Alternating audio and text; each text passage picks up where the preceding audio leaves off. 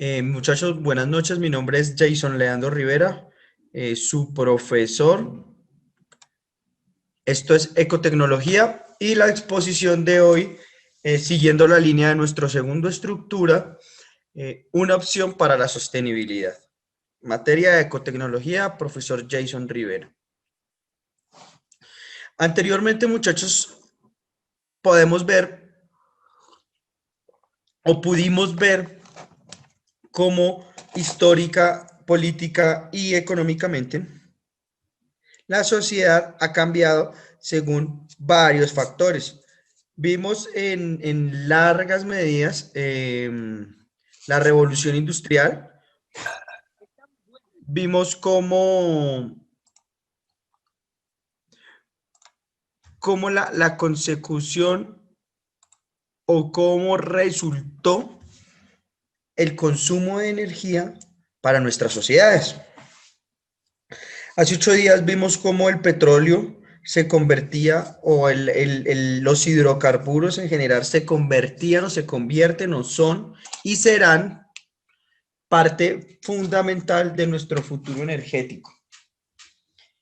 Yo sé que acá la mayoría de este curso son personas que tienen con nuestras regiones, nuestras bellas regiones en Colombia, y que una de sus inquietudes con la toma de esta asignatura era este tipo de preguntas. Llegamos al momento de la clase donde nos tenemos que enfrentar científicamente o académicamente a lo que serían energías sustentables o lo que llamo yo una opción para la sostenibilidad.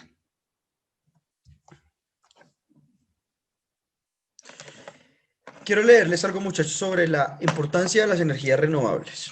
De acuerdo a datos estadísticos, la demanda mundial de electricidad aumentará un 70% hasta el 2040, elevando su participación en el uso de energía final al 18%, del 18% al 24% en el mismo periodo.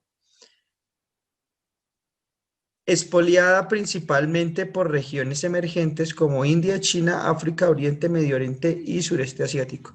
¿Qué quiere decir esto, muchachos?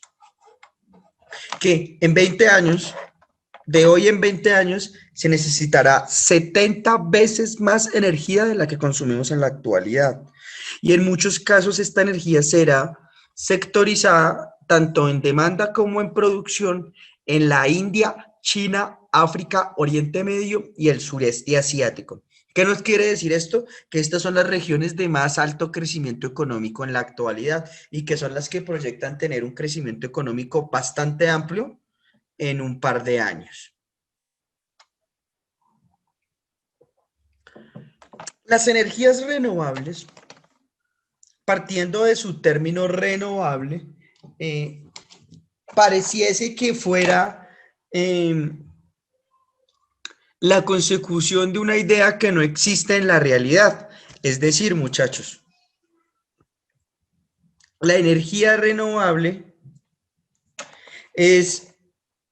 no es tal renovable, o sea, no, la energía renovable no es un concepto el cual debamos sentir que es algo nuevo, algo innovador, porque en muchas ocasiones este tipo de energías han sido usadas a través de la historia a diferentes niveles. Entonces vemos más bien que la consecución de hidrocarburos, en este caso del petróleo,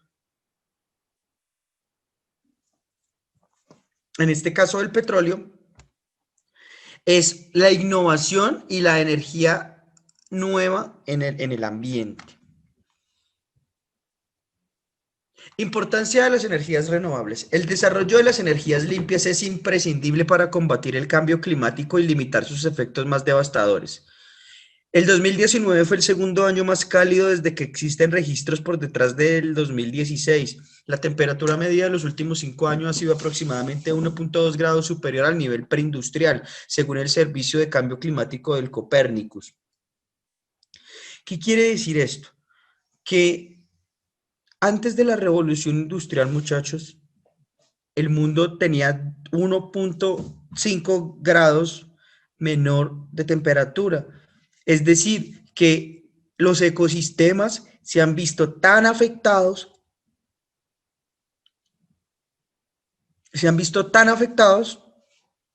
que en muchas ocasiones el globo y el ambiente han sido extremadamente golpeados. Como vemos, los bordes polares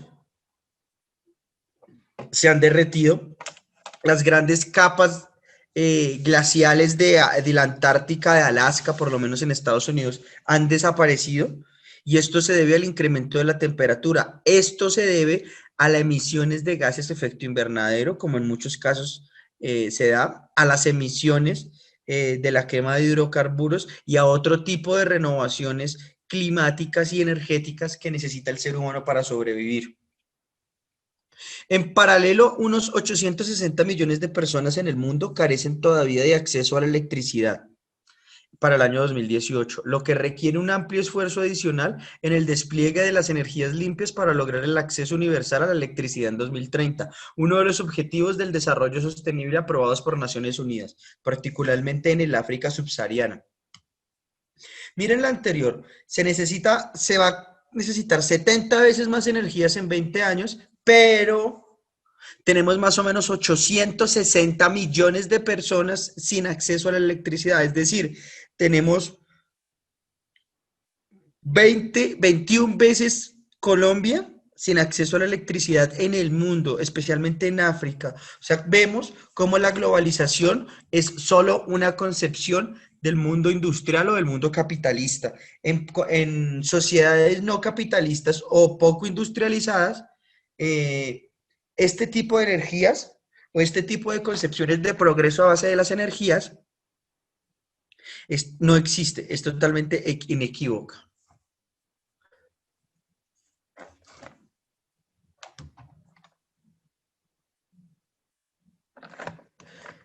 Hace 8 días pudimos observar,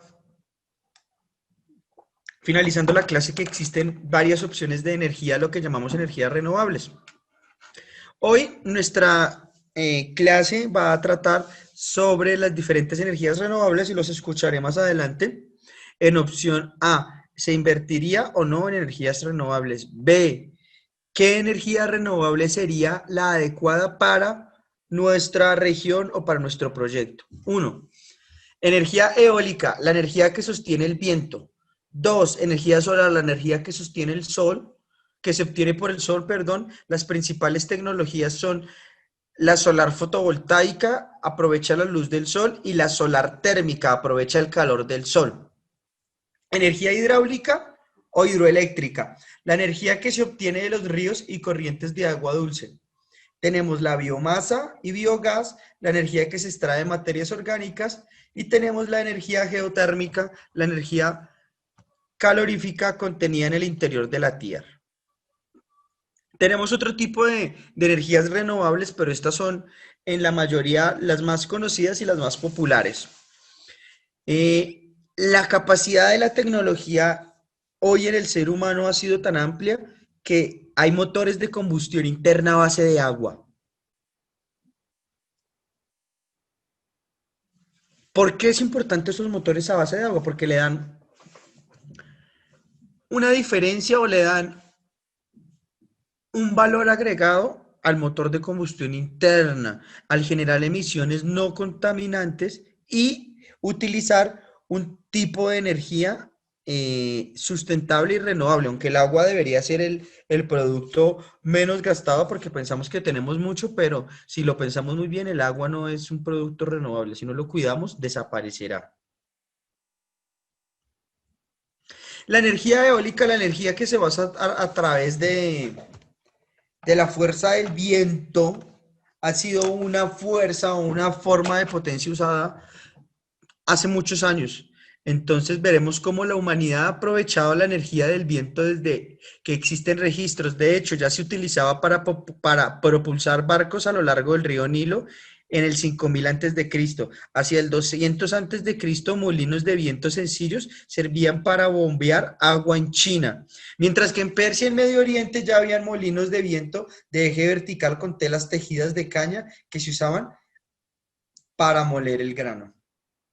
Aquí en la imagen podemos ver cómo este tipo de turbinas funciona con el viento, generando un movimiento rotatorio que se traslada se convierte, se almacena y se distribuye. Existen países en la faz de la Tierra que han pensado o han procurado que este tipo de energía se convierta en una realidad social. Una de ellas es Dinamarca, un ejemplo claro de la organización desde las energías sustentables y renovables. Dinamarca 100% renovable. Dinamarca no es 100% renovable, es cierto, pero está comenzando a alcanzar sus metas. Dinamarca es, en términos relativos, el país más destacado en cuanto a fabricación y utilización de turbinas eólicas, con el compromiso realizado en los años de 1970 de llegar a obtener la mitad de la producción de energía del país mediante el viento.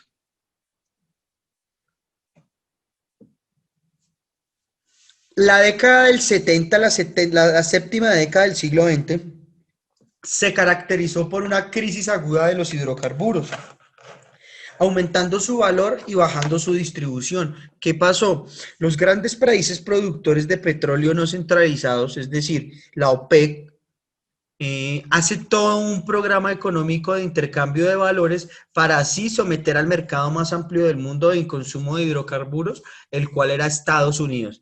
Cuando ustedes googleen en YouTube crisis de petróleo de los años 70, verán cómo se acumulaban y se acumulaban vehículos en las estaciones de servicio en las principales ciudades de Estados Unidos.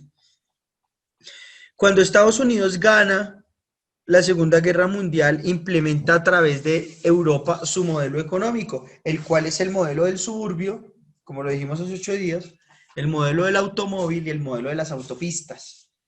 A través de eso, Estados Unidos se convirtió en el mayor proveedor o el mayor traficante del petróleo a todo nivel, desde su explotación hasta su distribución, pasando por el refinamiento de derivados y de productos del petróleo.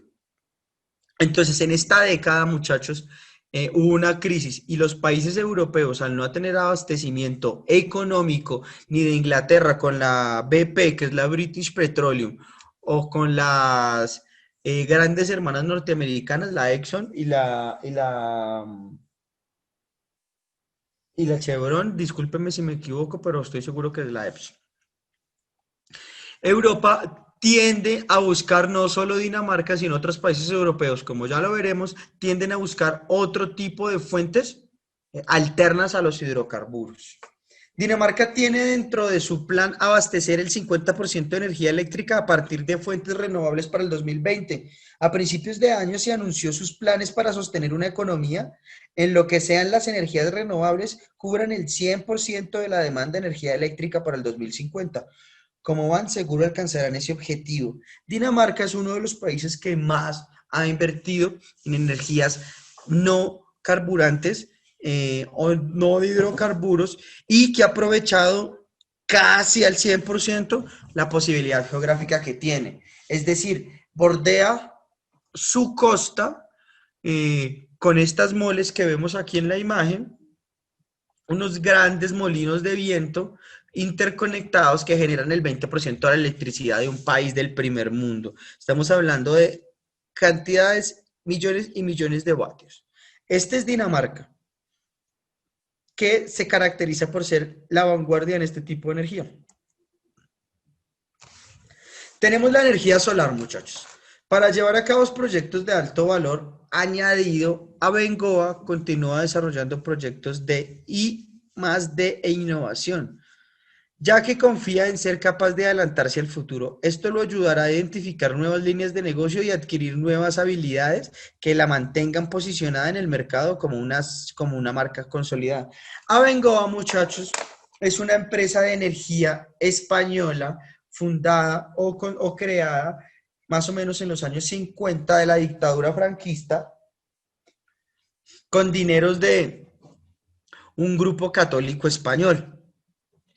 Con el paso del tiempo y una reestructuración notable, se ha convertido en una de las empresas punta en la inversión de energías a todo nivel. Tienen ferrocarriles, telecomunicaciones y, como vamos a ver más adelante, el 20% de su holding empresarial se basa en la energía sustentable. O sea que no tiene ni el 1 ni el 2%, sino le está apostando a que el 20% sea la generación de energía sustentable.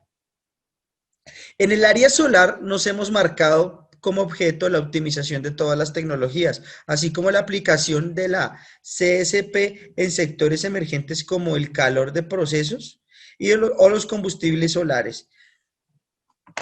¿Qué quiere decir esto, muchachos? Que esta empresa Abengoa española en el sur de España tienen, como vemos acá, esta imagen, tiene un pilar térmico y toda una zona de más de 3 kilómetros cuadrados con paneles solares que persiguen la luz del sol.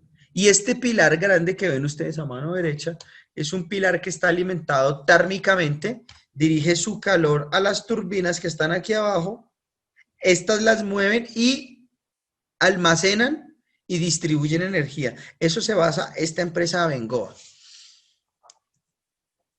El mercado de las energías renovables está aquí. Abengoa está especializada en el desarrollo de proyectos llave en mano o de energía, suministros y construcción, Energy Procurement and Construction, para terceros. Y en cuarto, áreas fundamentales como energía, agua, servicios, transmisión e infraestructura.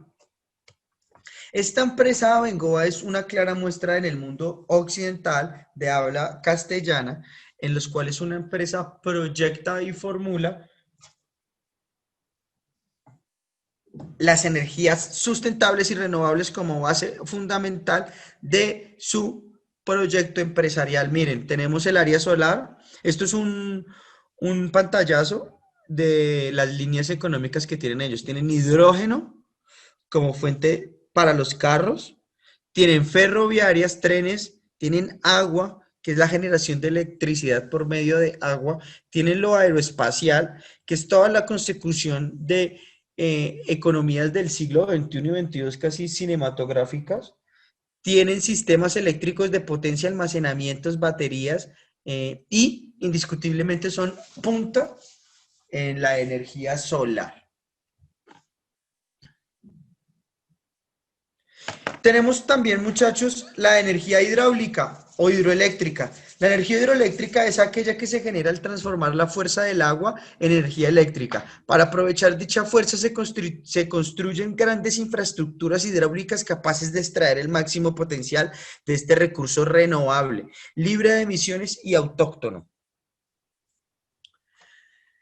Este tipo de energías, el cual es la hidráulica, creo yo que es una de las más beneficiosas y que más ha trabajado el ser humano, pero indiscutiblemente es una de las fuentes de energía que más devastación genera fuera de la explotación de hidrocarburos.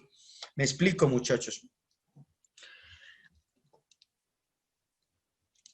Para generar electricidad a partir del agua, necesitamos, o la forma de la hidroeléctrica necesita interferir en el medio ambiente de forma abayazadora. ¿Qué quiere decir esto? Que convierte la naturaleza en un instrumento y de generación de energía. Pero el ser humano o el hombre necesita construir edificaciones y estructuras de tal magnitud que van a interferir de forma positiva o negativa con la vida social de las comunidades que habitan ahí. Vemos, y repito, Hidroituango. Autóctono. En un país como Colombia debería estar alimentado por la energía que producen sus ríos, pero en cambio nuestra sociedad prefiere adentrarse en la montaña, incrustarse y ver al río como un problema y no como una solución, lo cual pasó en Bogotá con la eliminación de los más de 32 ríos y riachuelos que existían antes del siglo XIX. ¿Cómo funciona una central hidroeléctrica? 1. La presa situada en el cauce habitual del río acumula agua para formar el embalse. Esto permite que el agua adquiera una energía potencial que después se transformará en electricidad. Vemos acá en la ilustración. 2. El agua situada detrás de la presa discurre a través de una entrada y es conducida a través de una tubería forzada. Aquí vemos cómo es una tubería forzada, pero el nivel se va volviendo cada vez más pequeño para que la presión del agua sea tal que pueda mover esta turbina. 3. La energía potencial se va transformando en energía cinética a medida de que el agua circula por la conducción. 4. Al llegar a las salas de máquinas, el agua actúa sobre las paletas de la turbina transformando su energía cinética en mecánica de rotación. Cuando tienen este tipo de embudos, el agua se dirige acá y mueve esta turbina, la cual almacena acá.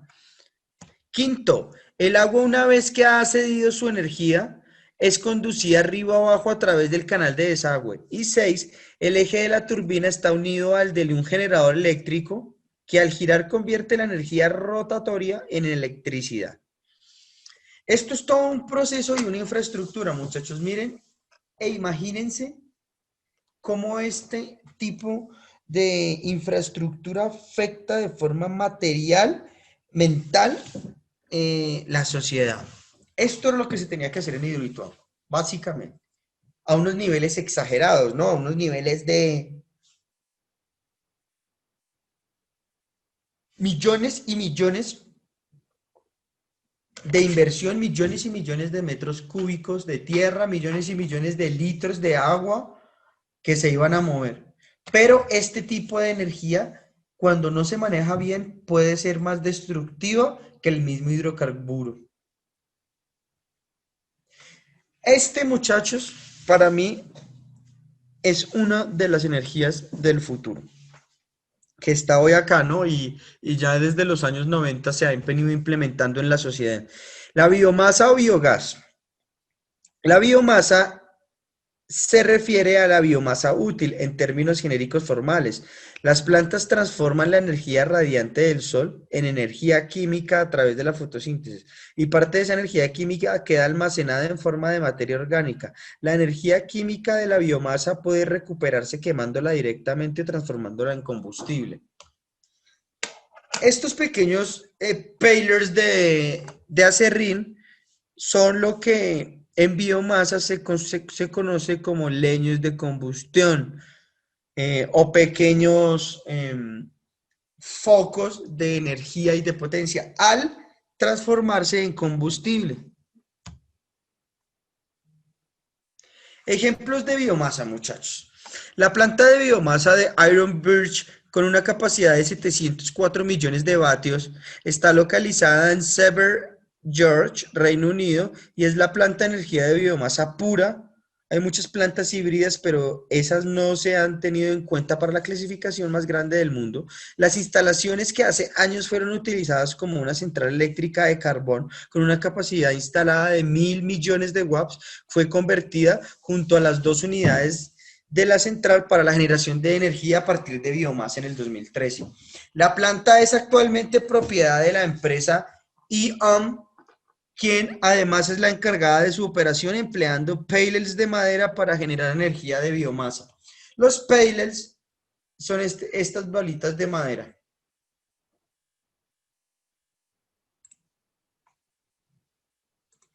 que generan, al ser quemados, generan vapor y este vapor mueve turbinas. Aún muchachos, en el siglo XXI, en la segunda década del siglo XXI, seguimos operando mecánicamente con el vapor. O sea, que no hemos salido de la revolución industrial más básica.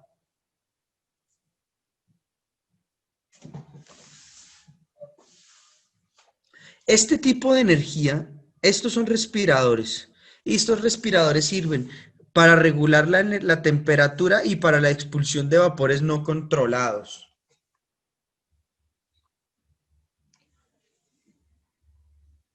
Les voy a contar un caso paradigmático del uso de la biomasa o de la bioenergía. En este caso, la transformación eh, de materias orgánicas a energía potencial. En los años 90 en Austria, Austria es uno de los países europeos eh, que más ha estado a la vanguardia en la creación de energías sustentables. La creación de energías sustentables no se da por el hecho de que un gobierno diga sí o no. Se da mientras la cooperación de la sociedad, mientras el crecimiento humano y la ayuda mutua. En Austria, los granjeros están conectados por biomasa y generan electricidad para satisfacer su demanda personal, es decir, la de sus unidades agropecuarias, y están interconectadas con otras unidades agropecuarias, las cuales almacenan la energía y la redistribuyen, o sea, la pueden vender. Esto son tipos de redes económicas que se basan a partir de las energías renovables. Energía geotérmica. La energía geotérmica es una energía renovable que aprovecha el calor del subsuelo para climatizar y obtener agua caliente sanitaria de forma ecológica. Aunque es una de las fuentes de energía renovable menos conocidas, sus efectos son espectaculares de admirar en la naturaleza. Pienso yo que este tipo de tecnología está más dada en la ciencia ficción que en la realidad, pero vemos que es una realidad palpable y que países como Suecia o Estados Unidos, eh, la energía geotérmica sea una energía totalmente utilizada, totalmente transparente y no es como los hidrocarburos, pero tiene una gran acogida en ciertos sectores. Dependemos mucho de, en este tipo de energías de la obtención de vapor de forma natural. Existen tierras como los geysers o algunos volcanes que por el calor transmitido al interior de la Tierra generan una ebullición tal que está en constante presión el vapor en salir. Vemos aquí en la ilustración cómo esta central geotérmica es una gran máquina de vapor del siglo XVII, como las que les mostré en las primeras clases, pero que tiene elementos técnicos más avanzados. Pero no hemos dejado o no hemos salido de la revolución industrial, muchachos. Suecia fue el primer país europeo en utilizar este tipo de energía. Como consecuencia de la crisis del petróleo del 79, exactamente igual que Dinamarca, en otros países como Finlandia, Estados Unidos, Japón, Alemania, Holanda y Francia, la geotérmica es una energía muy conocida e implantada desde hace 2 décadas. Es decir, que bajo esta tecnología tenemos abastecimiento de agua caliente y calefacción. Cuestión tan importante en los países europeos, especialmente en el norte, que adolecen de la luz del sol. Aquí vemos otro ejemplo de energías geotérmicas. El calor contenido en el subsuelo es empleado mediante el uso de bombas de calor geotérmicas para caldear en invierno, refrigerar en verano y suministrar agua caliente sanitaria. Por tanto, cede o extrae calor de la tierra según queramos obtener refrigeración o calefacción a través de un conjunto de colectores enterrados en el subsuelo para que circula una solución de agua con glicol. ¿Qué quiere decir esto, muchachos? Que en la industria geotérmica no solo se usa la capacidad de la tierra para calentar el agua que está en el interior de las rocas, sino que aún así nos busca un reto o nos presenta un reto, lo cual es llegar a este tipo de energías o llegar a donde están contenidas estas energías de forma limpia, renovable y sostenible. ¿Qué quiero decir con esto? Que no interfiera socialmente con el ambiente del cual lo contiene.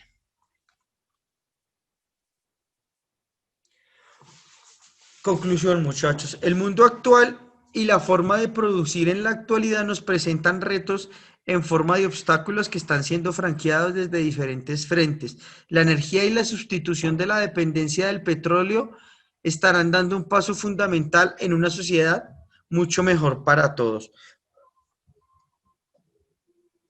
¿Por qué es importante, muchachos, qué es lo que vamos a charlar ahorita en esta media hora de clase?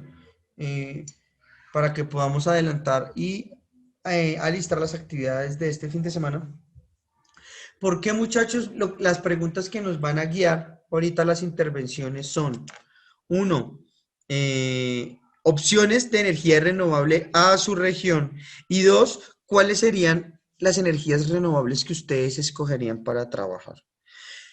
Las energías renovables no simplemente son una actitud de moda o de modernidad o de consecuencia social, no. Las energías renovables han estado ahí desde Arquímedes con el uso de la lupa a incendiar barcos romanos, hasta los molinos de vientos que cruzaron por Don Quijote de la Mancha, o que cruzó Don Quijote de la Mancha. Estamos hablando de que son energías eh, usadas desde la naturaleza y vemos que el motor principal de nuestra sociedad es la naturaleza, es de donde sacamos la mayor parte de nuestra energía, de donde manufacturamos y del cual dependemos y vivimos. Bueno, muchachos, oficialmente queda el video. Quiero darle paso a unas opiniones porque me parece muy interesante que ustedes puedan opinar acerca de este tipo de energías. Les traigo una lista importante de energías y quiero saber qué piensan, qué fomentan, qué preguntas tienen. Entonces, muchachos, tienen el auditorio. Andrés, cuéntanos, muy buenas noches, feliz festivo para ti, para todos. Profe, buenas noches. Profe, no, me dio como curiosidad el tema de la biomasa, cuando usted nos mostró la planta de biomasa que hay en Iron Bridge. Sí, señor, aquí, Eh, ¿esta la estás viendo? sí, que hay unas torres, esa. Entonces me dio como curiosidad, profe, si los pellets, ¿cierto? Pellets se dice. Sí, señor, estos son compuestos de acerrín. Eso cuando se quema, eso no contamina, profe. No, lo que pasa, Andrés, es que esta tecnología es bastante interesante. Voy a prender la cámara, muchachos, para gesticular un poco. ¿Qué pasa, Andrés? Tiene un cajón, voy a ser muy ilustrativo, perdónenme ser así de ilustrativo, pero la biomasa son plantas pequeñas de energía. Imagínense que tienen los pellets pueden ser de este tamaño, esto es un lápiz, esto es un color, más o menos. Los pellets pueden llegar a tener un dedo de anchura y más o menos este tamaño. ¿Qué pasa? Andrés, el secreto del negocio, ¿cuál es? Porque esto es un negocio, todas las energías son un negocio. Eh, la inversión de montar una caldera de biomasa es bastante amplia. Les voy a poner un ejemplo. No son números reales, sino es una ejemplificación. Imagínense que un granjero en Austria, dentro de los Alpes austriacos, se conecte y ellos tenían que usar la electricidad. La electricidad no es como acá, que está monopolizada por una empresa, sino que hay diferentes tipos de empresas generadoras de electricidad y nosotros como consumidor decidimos a qué empresa le compramos. En este caso, el ejemplo que nos puso Andrés o la pregunta que nos puso Andrés, Iron, Iron Birch es una generadora de energía privada a base de biomasa. Esto suma turbinas, bueno, esto es una máquina de vapor. Pero lo que iba Andrés, se encuentra una máquina, imaginémonos que esto es un caldero grande, es un cuadrado, y la implementación e instalación de esta maquinaria vale unos 2 años de energía eléctrica. Es bastante costoso. Y ustedes dirán, pero entonces, ¿qué es lo renovable si es más costoso que el hidrocarburo? Pues no. La instalación se paga, por decir una cosa, en 2 años. O uno paga la inversión de 2 años. Si se gastaba 12 millones en energía en el año, va a pagar 24. Pero de ahí para allá, la alimentación de estos pellets o la compra de estos pellets son bastante económicos. ¿Por qué? En las regiones austriacas es muy campesina, muy agroindustrial. Cuando se genera esto agroindustrial, eh, el acerrín se convierte, o lo que conocemos como viruta, ellos lo llaman viruta, nosotros lo llamamos acerrín o desperdicio, se convierte en un problema. Pero a través de un proceso químico se queman, Andrés, se introducen estos pellets que están aquí, que estoy señalando con el cursor. Hay de diferentes tamaños y de diferentes potencias, se queman y este gas no se expulsa a la sociedad. Este gas lo que hace es almacenarse y mover una turbina interior del motor que les estoy mostrando de la caja y alimentar la casa. Tiene unos respiraderos, pero muy pequeños. Incluso me parece que la biomasa es un proyecto de energía bastante interesante para pequeñas unidades eléctricas. ¿Por qué? Porque según lo que yo investigué para la clase, muchachos, la biomasa termina generando en 6 meses de este tipo. Usted solo tiene que meter los pellets y genera después de 6 meses, hay que limpiarlo como un filtro de aspiradora y genera un poquito de acerrín y de viruta negra. Es totalmente renovable, sustentable y cuando usted termina haciendo el costo-beneficio en el tiempo, o sea, los números que debe realizar un administrador, es una inversión extremadamente buena, Andrés. Y también tenemos biomasa y biogás. Biomasa, la energía como los pellets, biogás con el metano de los excrementos orgánicos, ¿no? De las vacas, de los hombres, de los humanos, después de un proceso químico, también se alimenta, pero en el caso del biogás, la materia orgánica resultante o el resultado de este proceso hace que, digamos, el estiércol utilizado en biogás vuelva a la tierra de forma un poco menos contaminada. Lo ideal de esto es que no contaminen. Andrés, yo sé que se preocupa por lo que vio acá. No estoy seguro, pero creo que son respiraderos que no afectan en demasía el medio ambiente. Pienso yo desde mi ignorancia no ser un profesional en el tema o no ser un especialista en el tema, pero creo yo que genera calor. Si el vapor es caliente, genera un vapor que altera el ambiente o el medio ambiente, la temperatura. Hasta el momento no hemos llegado a controlar los excedentes de vapor de estas turbinas. Siempre necesitamos eliminar calor porque no lo podemos controlar todo el que generamos, Andrés. No sé si te queda clara la pregunta Profe, yo le puedo apoyar un Sí, sí, poquito con profe. ese tema. claro, ¿quién? Cristian, Es que Cristian, sí, quería seguir el orden. Espérate, Cristian, Andrés. pero lo de eh, la chimenea, profe, le puedo colaborar un poquito si quiere. sí, pero regálame un segundito, Listo. Cristian. Andrés, ¿claro o esperamos que tu compañero nos apoye? Profe, no, pues sí, sí me queda un poquito claro. Igual ahorita pues me imagino que el compañero nos complementará. En cuanto a la pregunta pues que nos hizo de qué opciones renovables aplican a la región, yo soy de suroeste de Antioquia. El suroeste, digamos que es una zona muy rica, es la zona cafetera que más genera pues café en el país. Y digamos que tenemos la opción de tener mucha naturaleza todavía, muchos bosques, muchos ríos. Pues acá en el suroeste, la verdad, profe, tenemos demasiadas fuentes hídricas, pero no son explotadas. Considero, pues, según las opciones de energía que usted nos brinda, eh, la hidráulica o hidroeléctrica en los ríos que hay en cada municipio, pues, permitirían una mejor apropiación de los recursos naturales. Pero como lo mencionó usted ahorita, el tema del monopolio, de que lo tiene una o dos empresas, pues no ha permitido que estos medios, estos recursos sean explotados de las mejores maneras.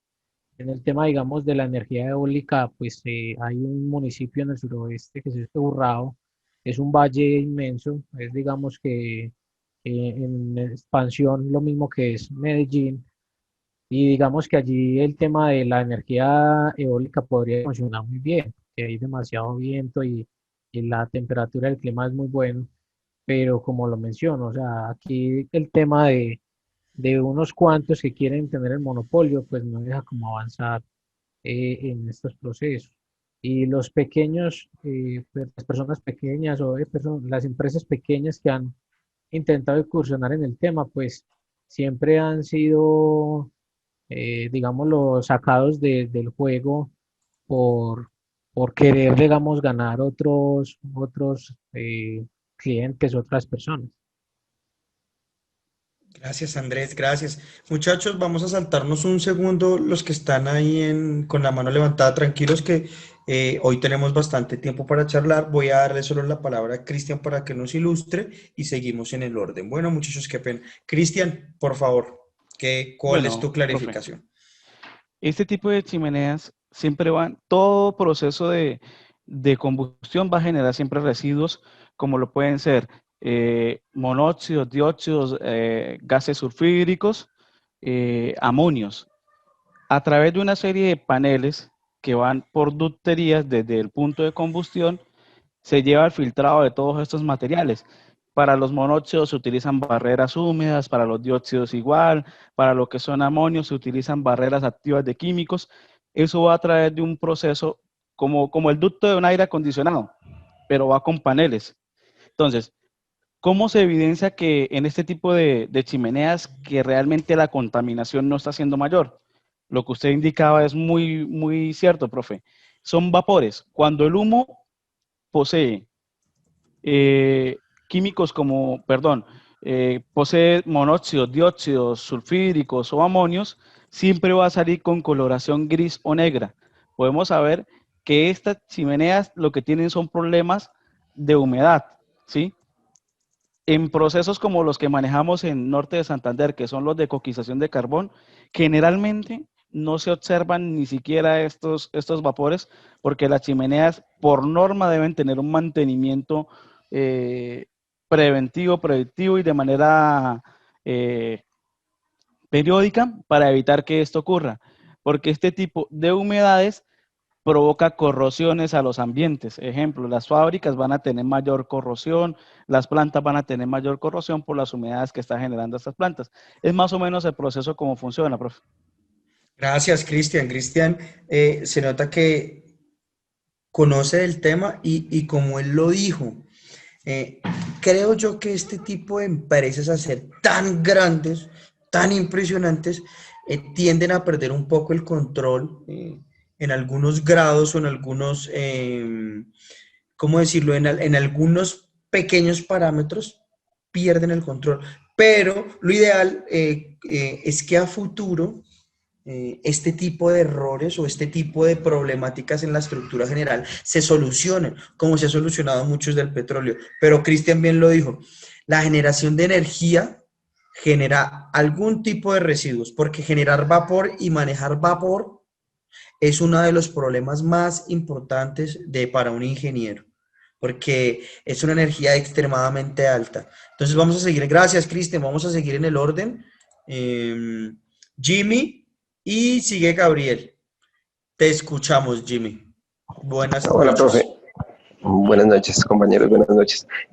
Yo, de mi Perdón, idea ¿sí? perdón, Jimmy. ¿Qué energía usarías? ¿Cuál te parece mejor? O sea, acá estamos en lo hipotético y obviamente tu opinión frente a la presentación. Manejaría un híbrido entre eólico y solar. Yo estoy en Es, Bogotá, entonces, pues la luz solar es muy buena en ciertos aspectos, pero digamos que no tiene la suficiente potencia. Entonces manejaría un híbrido con energía eólica, que hay muy buenos vientos acá en la sabana de Bogotá. sí, Entonces Jimmy. serían esos dos. ¿Y qué pensarías tú si fueras el alcalde? Para los que no conocen Bogotá, repito, siempre es una cadena montañosa y un valle que crece hacia el occidente. Y hacia las montañas del oriente nos estamos tomando la tierra, pero ya desde las montañas. Jimmy, tú que estás en Bogotá igual que yo, ¿dónde colocarías estas aspas eólicas? En toda la cordillera, al oriente de la ciudad, hay una cordillera completa, una cadena montañosa, y ahí sería el sitio perfecto porque los vientos vienen del lado de los llanos y pasan la montaña y son vientos bastante fuertes. Entonces sería una muy buena zona para colocar energía eólica. Gracias, Jimmy, muy gentil. Eh, ¿Acabaste? Sí. Sí, ya. Jimmy, gracias. Mira, muchachos, en Bogotá, bueno. un problema que le voy a plantear a Jimmy, que pasó en Austria. Austria es uno de los países en el mundo. Austria es un país centroeuropeo que no tiene acceso al mar. Es un país que fue un imperio durante casi 500, 600 años. Es una sociedad muy avanzada y ellos tuvieron en los años 60 y 70 un problema energético y no podían abastecer su demanda. Entonces, desde el Estado y desde la sociedad civil empezaron a crearse formas alternativas de energía. ¿Por qué es tan difícil colocar energía eólica a estas alturas?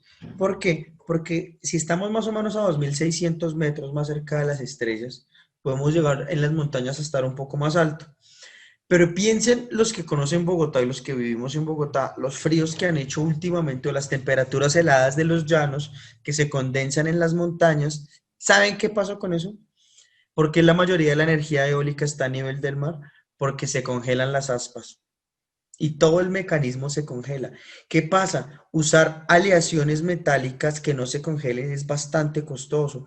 Eh, ya se está haciendo, hay un aluminio y hay unas aleaciones que son muy fuertes que no se permite el congelamiento. ¿Y qué pasa? En los rotores del aspa generalmente se acumula por el frío, incluso el calor le sirve más porque se puede lubricar con aceite, pero el frío hace que se congele hasta los líquidos. Entonces es tan difícil por eso usar la energía eólica en espacios tan altos y tan fríos.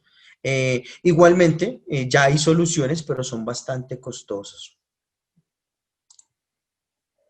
Tenemos un bogotano con la energía eólica y tenemos a un antioqueño o un paisa, discúlpame la expresión, con los paneles solares. Gabriel, tienes la palabra. Muy buenas noches, ¿cómo estás? Profe, muy buenas noches. ¿Cómo Muy estás? buenas Bien. noches. Profe, no, pues yo me quedo con la energía, buenas noches, la energía hidráulica. Pues yo vivo en un municipio antioqueño donde contamos con el río Magdalena. Yo tuve la oportunidad de ir digamos, a una planta pues, de energía hidráulica que queda en un municipio que se llama Puerto Nare y pues vi como tal la represa y cómo se maneja pues el proceso de todo lo que es la planta hidroeléctrica. Y pues me parece pues por un lado muy viable en el sentido de que el agua, digámoslo así, no pues ese tipo de energía no produce sustancia contaminante ni tampoco combustión ni materia prima. Pero lo que sí yo veo es el impacto pues, que genera como tal ambiental. Yo tengo una inquietud respecto digámoslo así, por ejemplo, en Hidroituango, donde hicieron la represa, que usted nos mostraba la imagen por donde el agua pues inicialmente pasa y llega hasta las turbinas.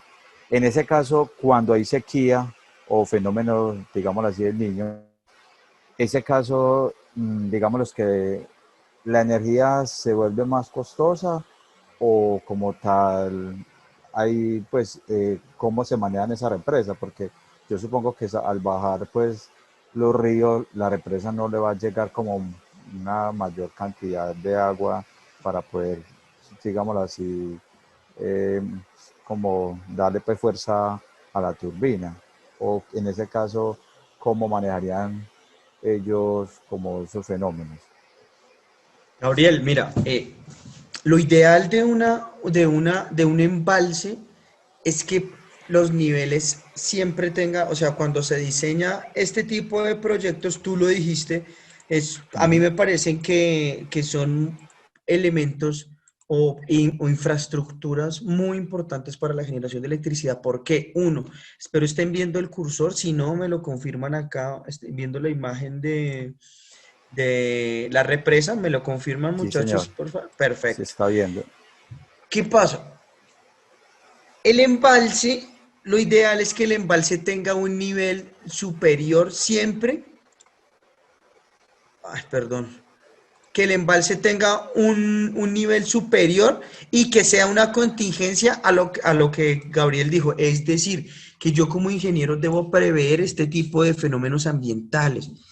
¿Qué pasó en Hidroituango? Hidroituango fue un proyecto, miren muchachos, cuando uno ve los documentos que se están publicando del alcalde, se me va el alcalde de Medellín, él publicó una serie de documentos donde la Contraloría y las empresas que revisan, voy a poner un ejemplo, en un panel de acero, tenían que estar recortado, digamos, por 10 remaches acá. 1, 2, 3, 4, 5, 6, 7, 8, 9, 10.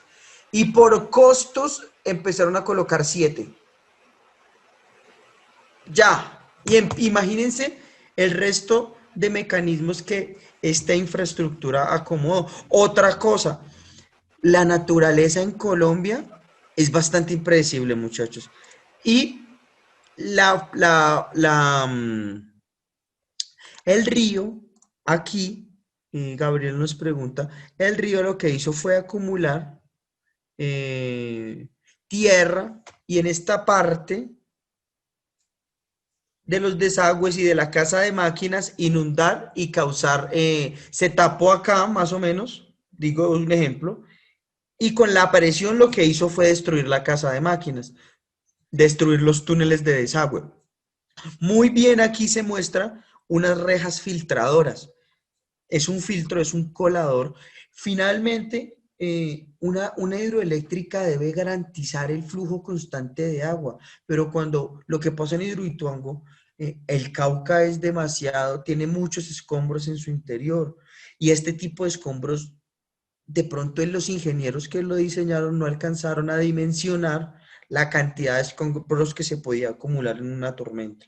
Otra cosa, Gabriel nos decía, ¿qué pasa si baja el nivel? Lo ideal es que el embalse nunca baje, porque para eso se escoge un sitio idóneo donde la circulación de agua sea tal que en caso de sequía tenga niveles aceptables y en caso de cantidad de agua pueda yo administrar y desaguarla de forma correcta, ¿no? Ese es como el origen de las hidroeléctricas, pero Gabriel y compañeros son para mí, de las infraestructuras más complicadas de construir.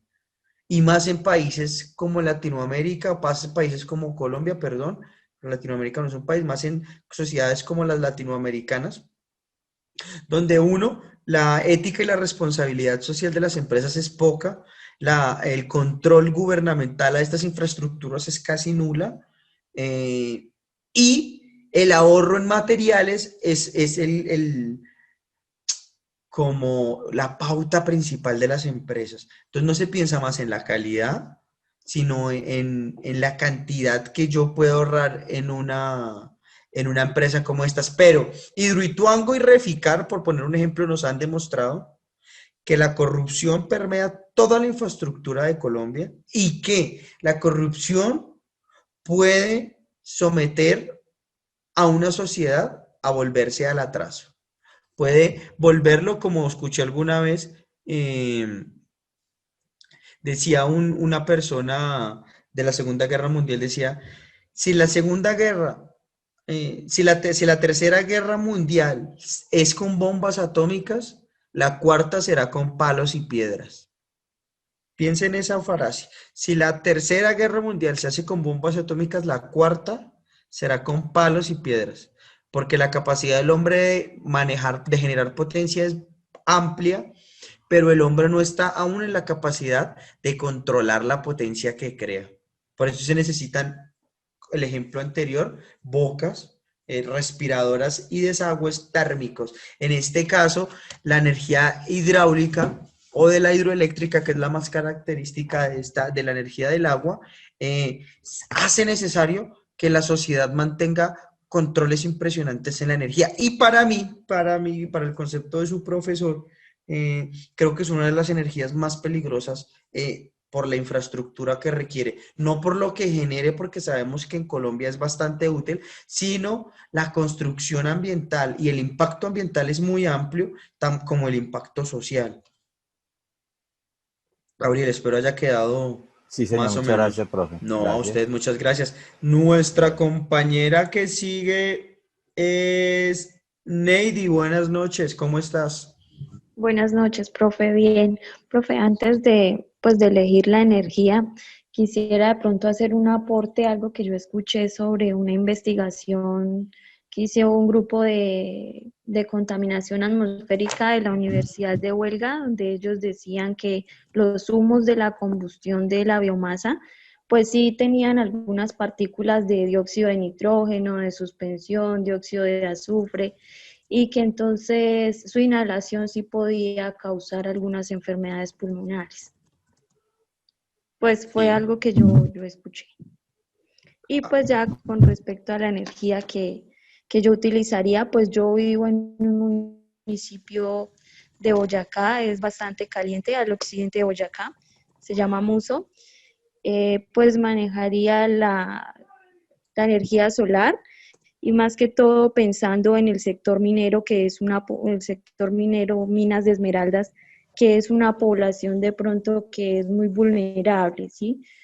Y la energía también nos falla muchísimo, entonces yo escogería ese tipo de energía para suplir la necesidad de ellos y también para colaborar con el medio ambiente. Gracias, Neidy, muy gentil. Neidy, ¿te puedo hacer una pequeña pregunta? Si Sí, me lo señor. permites. Para los compañeros, la puse en el chat. ¿Cuántas de estas energías ves tú en tu región? Pues la verdad, ninguna. No, O o sea, sea, acá pues es la energía, pues la normal, la tradicional energía la eléctrica. tradicional, sí, porque acá no se implementa ninguna clase de energía más. Y pregunta, ¿motobombas impulsadas por diésel y gasolina hay? No, no, ¿Se señor, usa? no. ¿Qué?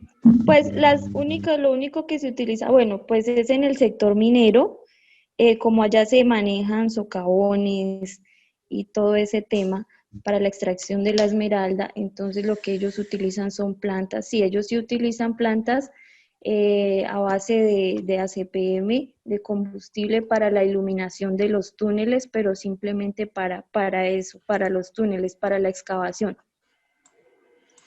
Gracias, Neidy.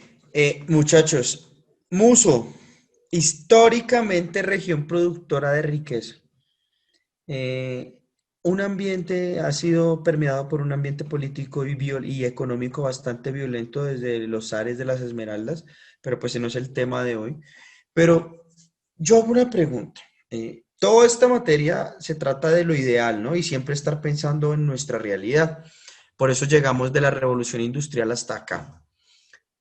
Imagínense en una región tan rica y productora de esmeraldas como es Muso, que es extremadamente rica, produce mucha riqueza.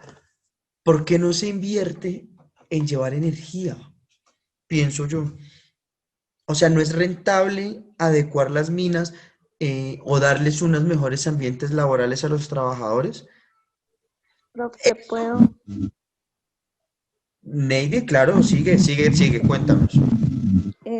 Pues con respecto al tema de empresas mineras, pues acá contamos con una multinacional, ¿sí?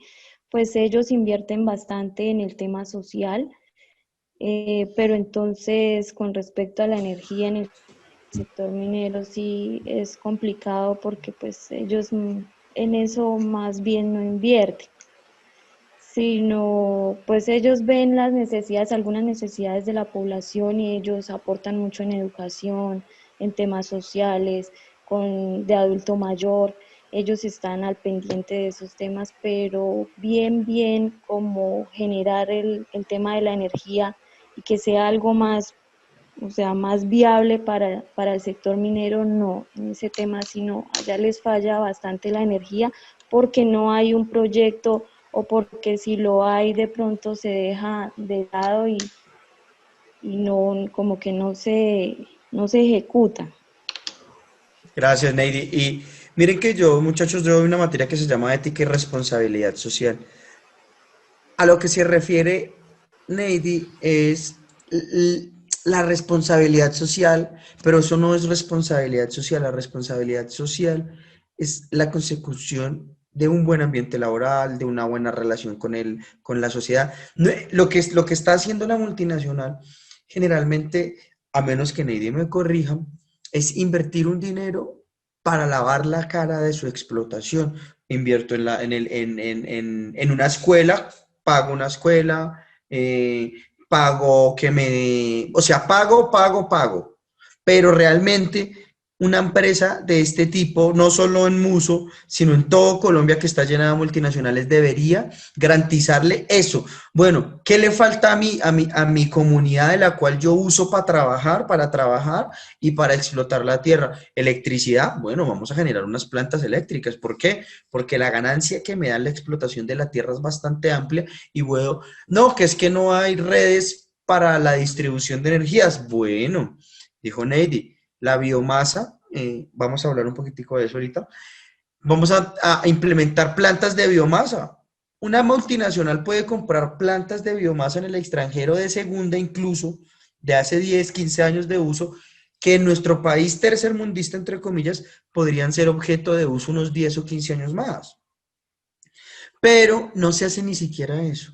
Otra cosa, Neidy, claro que sí, yo creo, yo no soy un científico de este tipo, yo soy un científico social, pero yo creería que la expulsión de energía por biomasa es bastante perjudicial. Por eso los contenedores y los hornos de biomasa son unas moles bastante impresionantes, lo cual se quiere contener. Incluso los motores que yo investigué, o las calderas de biomasa, sirven para la reutilización de los vapores que se condensan, que son muy pesados y quedan en la parte de abajo.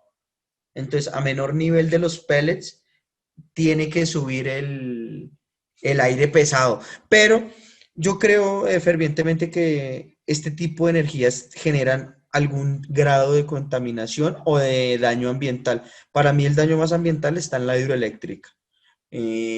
Pero voy a averiguar lo que tú me dices, Neidy, para tener el dato. Javier, no, a ti muchas gracias. Javier, muy buenas noches. Qué pena me saltó Cristian de ti, ya te vuelvo a dar la palabra. Javier, buenas noches. Profesor, ¿qué tal? Buenas noches a todos los compañeros. Profe, respecto a la pregunta, bueno, yo tengo la fortuna de vivir en el Huila.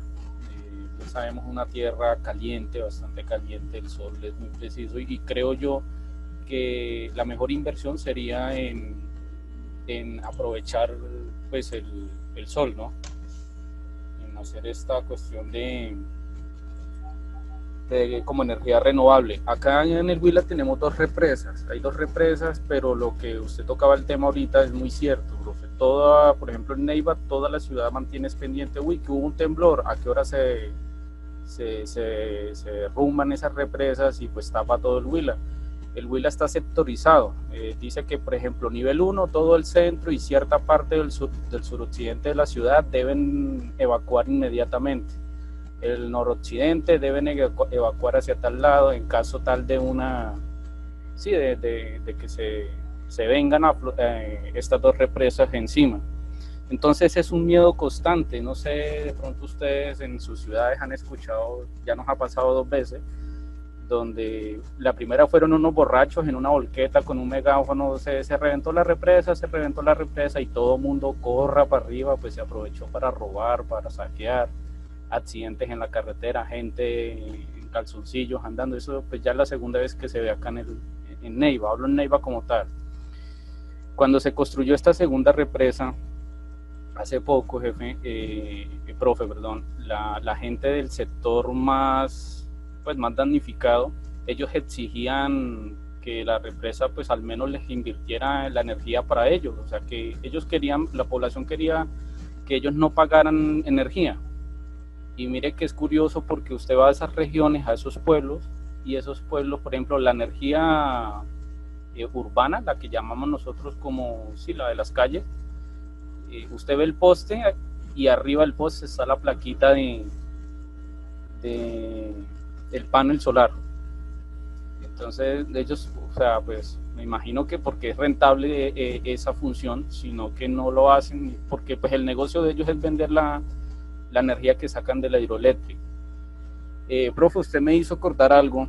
Yo tuve la fortuna también de pertenecer a la Fuerza Naval del Pacífico y me hacía esa pregunta ahorita. Nosotros no explotamos estos recursos o esta fuerza renovable porque no tenemos la necesidad. Es simplemente, aquí en Neiva, la semana pasada que tocábamos el tema, hay una empresa que tiene un sistema de paneles solares. Es una papelería grandísima.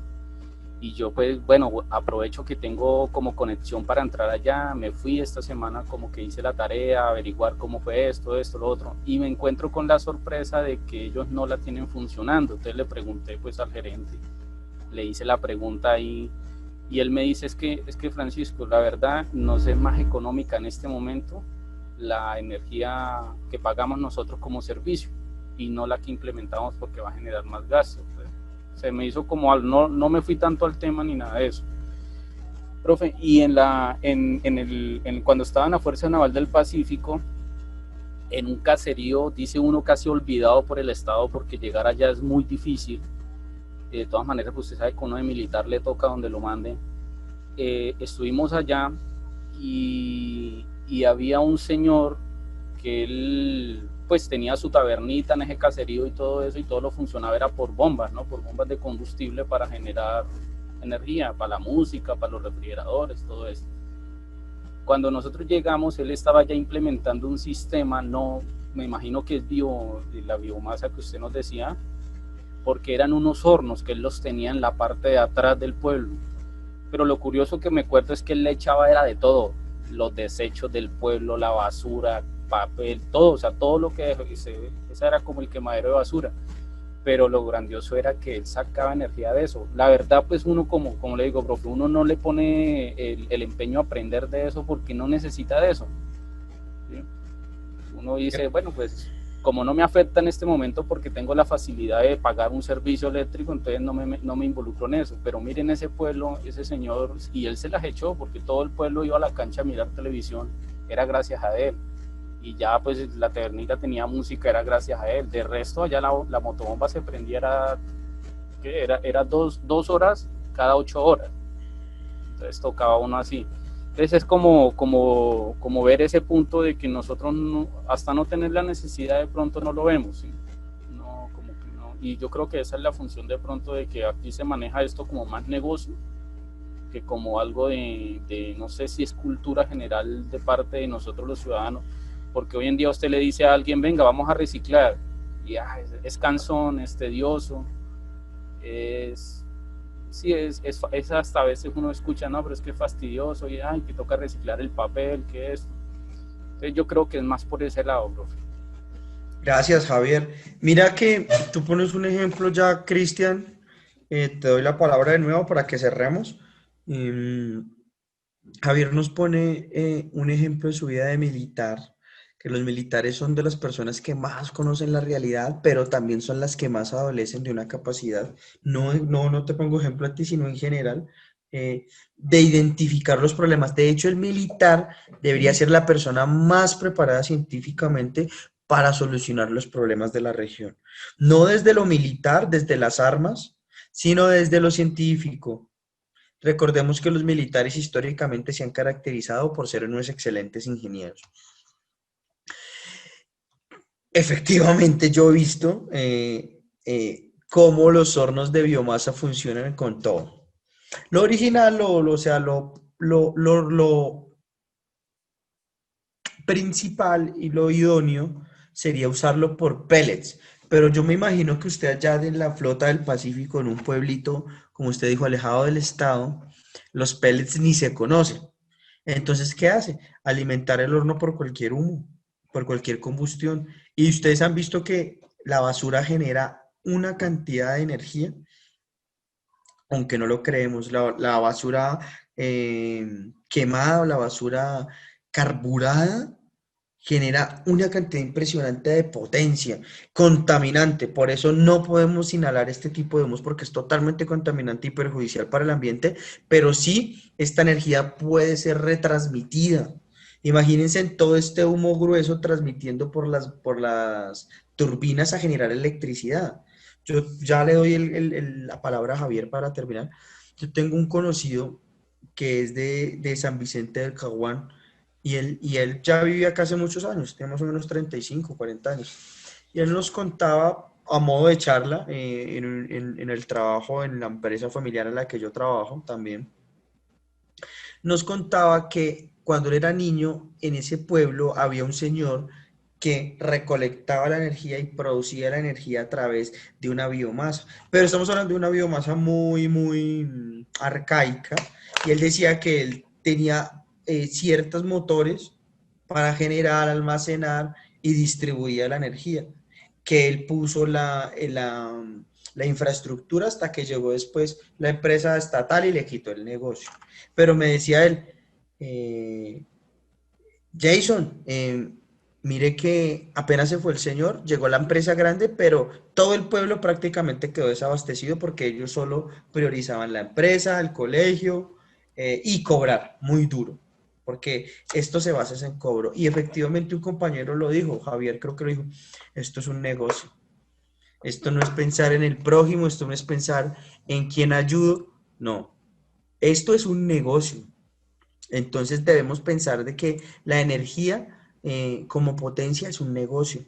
Y en estos momentos es cuando más debemos, como administradores, como diseñadores, como ingenieros, debemos pensar en formas alternativas. Pienso yo, en mi ignorancia, ¿qué tal si no se construyeran hidroeléctricas de tal tamaño, si no se construyeran hidroeléctricas pequeñas en forma de red?